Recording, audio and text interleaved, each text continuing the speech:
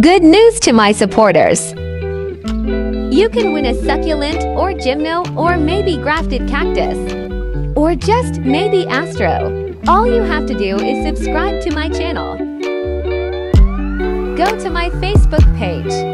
At Everything Nice at Mish. Hit like button. And follow my page. And send me your screenshots. Bye. Message me. Strictly follow the rules. Madami na ang sumali at baka ikaw na ang aking lucky subscriber. Once you complete my requirements, I will put your name in my list. And when we reach 1,000 subscribers, I will pick name in my list and will announce once we meet to 1K subs. So join now and win a succulent. Congrats in advance and good luck! Hello beautiful people! Welcome back at Everything Nice at Mitch Succulent Love! At ini-invite ko po kayo na mag-like, mag-subscribe sa aking channel at pindutin ang notification bell para wala kayong ma-miss sa ating mga susunod na video at para updated ka sa ating mga ina-upload. So our vlog for today ay update 18.0 na tayo mga besh. Ayan. So today may nadiscover na naman ako. Habang tumatagal ay may nadidiscover ako sa aking mga succulent. Just guess, ano yan naman yan? So, isa-share ko sa inyo bakit ba kasi ako nagmo-moist ng soil at ano bang mga problema ng mga succulent na yan today. Ang ibibida ko sa inyo si Agaboides Rubin at si Martin as well as si Zoro at yung ating Bunny Poop. At later, mag-shoutout tayo. Ayan, so today our vlog is about the Agaboides and Bunny Poop. So, this is why nagmo-moist ako ng lupa kapag nagtatanim kasi this one, si Agaboides Martin ay may ugat na siya. So, kapag nagmo-moist kayo ng lupa, mas madali sila mag-uuga. Basta moist lang ha. Ayan, pakita natin. Ayun no, kita nyo? Ayan.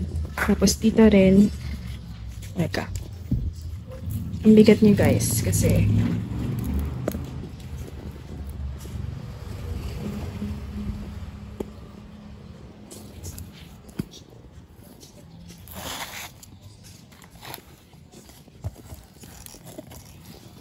so, ito may mga ano na din to. Bagong ugat. Ayan. Yung mga whites. So, nung una, hindi pa siya masyadong nakapatong ng bonggang-bongga. Tapos, yun. Kapag checking, may mga ugat na siya. Ayan. So, that's why nagmamoist ako ng lupa pag nagtatanim para madali sila mag-ugat. Ayun. Ayan. Ang bigat niya. So, yung mga dilaw-dilaw niyang leaves, di ko pa rin tinatanggal. Kasi, pagka uminit, bigla yung matutuyot. And then, this one is si Rubin. Okay, Agaboides. So, alam naman natin, pag mga Agaboides ay mahirap silang paugatin. At nakakita din ako ng mealybug sa, ano niya, sa mga ugat niya. So, naglagay ako ng DE powder tsaka Furodan. So, naglagay ako ng Furodan sa kanila. At may nakikita akong mga uod na color K. Naglalabasan na sila ngayon. Ayan o. Yung mga uod.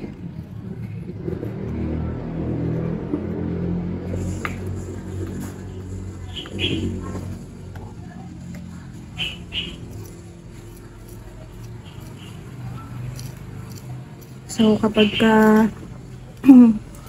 nagtatanim din kayo ng lupa, mabuting hugasan nyo mabuti yung inyong mga kamay dahil baka nakain nyo yan, pwedeng pumasok sa katawan nyo yan. So, hand washing pa rin.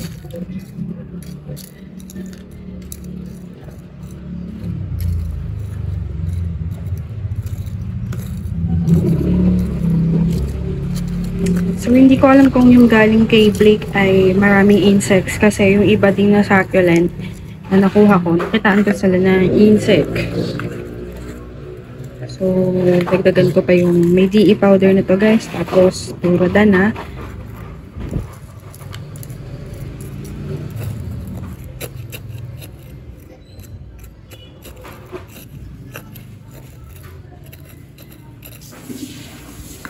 So, medyo moist pa rin yung lupa niya. Then, lagay natin to. So, update ko na lang kayo pag nag-ugat siya. Diba nilagyan ko na to ng ano? Ng cultured soil. Ayan. So, sorry kung maingay. Tapos, ito naman yung bunny poop. Ayan. So, medyo naka-open kasi yung lalagyan nito, yung plastic niya. Tapos nakakita din ako ng mga insects. Tapos napansin ko na may mga amag na yung bunny poop. Kasi maganda nga to sa ano sa succulent eh. At saka kahit maramihan yung mailagay ni carry lang. So, ang ginawa ko na lang, yung mga insekto na nakita ko, isa-isa kong pinatay. Tapos naglagay ako ng DE powder. Kaya nakikita niya meron siyang powder. Lagyan ko ng DE powder. Tapos nalog ko para mamatay kung ano man insekto na meron dito. So kung gumagamit din kayo ng bunny poop, ano na lang yung gawin nyo. Kasi dahil nga patabang na sila, gustong gusto din niya ng mga mealybugs, ants, and ibang insect. Lalo na pag laging basa. So ayun. So yun yung hindi maganda sa bunny poop pagka ganito siya. Unlike kasi kapag vermicast, Carabao's manure, yung mga process, hindi na sila babahayan ng insekto. Pero once na nasa lupa, pag nasobrahan ko ng fertilizer, ayun, gusto nila yun. Ayun. So pag gumamit din kayo ng loam soil, iwas nyo ng lagyan to ng coco peat kasi mamoist ang loam soil. So kasi 'di ba yung coco peat, ano din yan, mamoist din yan pag nabasa. So ayun, ang hirap nitong itanim. Wait lang ha.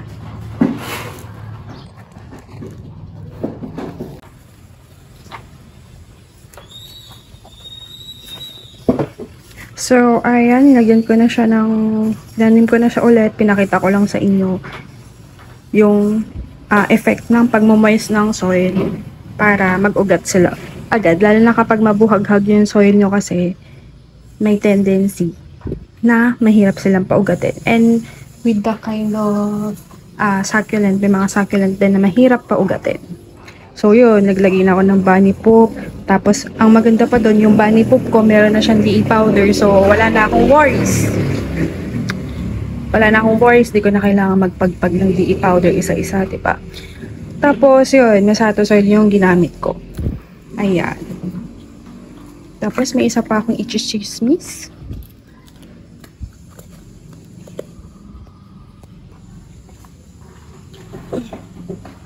Ayan. Zizoro. So, napanood nyo yung update 15.0 ko, diba? So, dati mag-green na siya.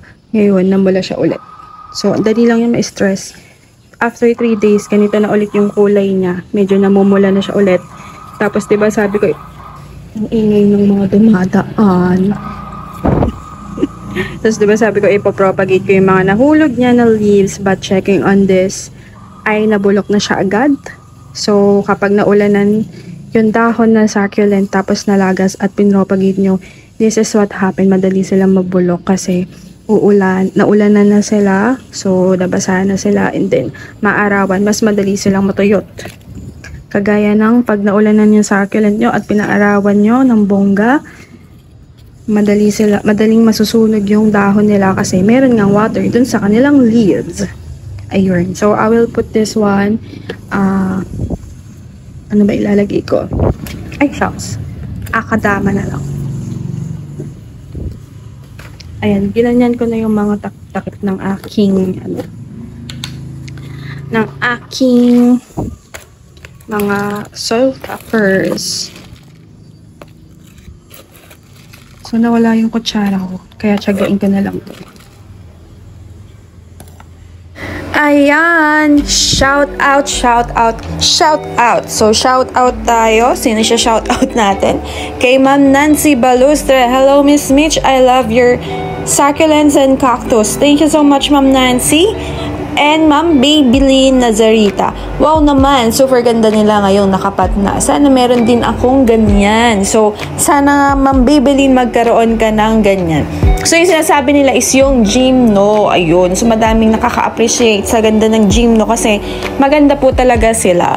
So, next po, I see Ma'am Succulent Davao. Hello, Ma'am Charching. Ayan, sabi niya, gaganda ng cactus. Love it. Thanks for sharing. So, yung sinasabi niya that time ay yung Gymnocalycium. Kasi ang ganda talaga ng mga gymnos. Iba talaga yung level ng ganda nila. Ayan. So, yun. Hello, Ma'am Charching. Thank you for watching my vlogs. And, ayan. Panoorin niyo din si Ma'am Charching kasi yung mga succulent niya sa Davao naman. Ayun. So, abangan niyo po, speaking of gymno, ay may parating po akong Gymnocalycium at saka Astro na super kabuto, grabe.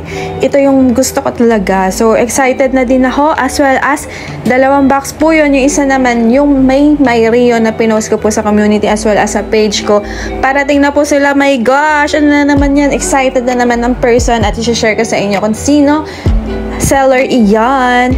So, ingat po tayong lahat. Ingatan po natin ang ating mga succulent. I hope nag-enjoy kayo sa ating vlog at mayroon ako na ituro sa inyo, diba?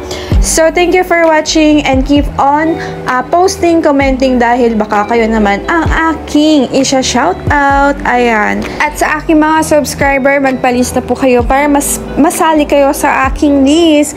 Ayan. So, thank you for watching and see you on my next video at Everything Nice at Mitch. This is your Nurse Plantita saying God bless at laging mag-ingat.